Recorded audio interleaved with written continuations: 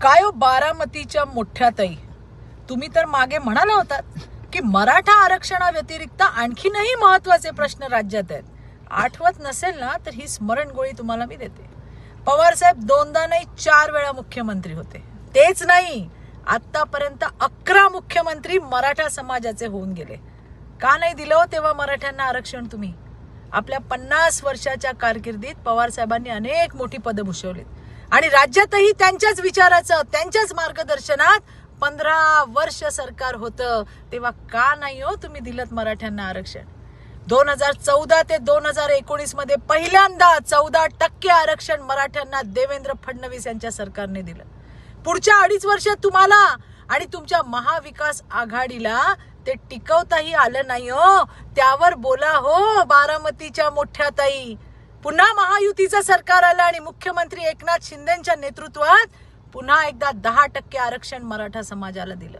आणि मोठ्या ताई, तुमच्या सरकारने बंद केलेल्या अण्णासाहेब पाटील महामंडळाची पुनर्रचना सुद्धा 2014 ते 2019 मध्ये देवेंद्रजी मुख्यमंत्री असताना त्यांनी केली हो. आणि आता लाखो मराठा तरुण तरुणी उद्योजक बनलेत. 13,000 कोटींचं कर्ज महामंडळाला देण्यात आलंय आणि त्यातील जवळपास 1,300 कोटींचा व्याज परतावा राज्य सरकारच्या माध्यमातून अण्णासाहेब पाटील महामंडळाला दिला गेला. जे महामंडळ मराठा समाजाच्या तरुणांसाठी होतं ते तुमच्या सरकारने बंद केलं. तुम्ही त्यावेळेला कुठे होतात हो मोठ्या ताई बारामतीच्या?